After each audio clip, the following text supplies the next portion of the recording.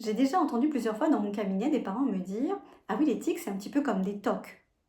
Eh bien non, ce n'est pas du tout la même chose. Il y a une grande différence entre tic et toc et c'est important de ne pas les confondre. Alors un tic, c'est un mouvement, c'est un son, quelque chose d'involontaire que le corps va produire pour libérer une tension. Donc, c'est quelque chose de rapide et l'enfant ne le fait pas volontairement, il ne le fait pas consciemment non plus, hein. Il n'a pas toujours conscience qu'il fait le son ou le geste. Un TOC, ce qu'on appelle trouble obsessionnel compulsif, c'est très différent. D'ailleurs, ça fait partie des troubles anxieux graves. Derrière un geste, il y a souvent un rituel. Parce qu'en fait, l'enfant ressent une obligation intérieure de faire ce geste. Sinon, il va ressentir une angoisse. En fait, il y a une pensée qui le dérange, ce qu'on appelle une obsession. Et pour calmer cette obsession, il va faire son geste, son rituel, ce qu'on appelle une compulsion.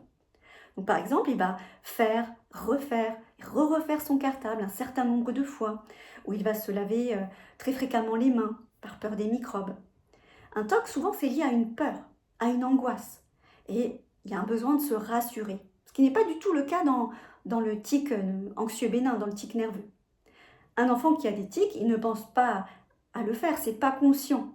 Alors que dans le TOC, un enfant qui a un TOC sent qu'il doit faire quelque chose. C'est quelque chose de beaucoup plus conscient. Si vous avez le moindre doute, consultez vraiment un professionnel de santé, le médecin ou le pédiatre de votre enfant. C'est important de ne pas laisser traîner. Je m'appelle Laurence Henry, je suis sophrologue spécialisée dans l'accompagnement des enfants et des adolescents depuis plus de 14 ans.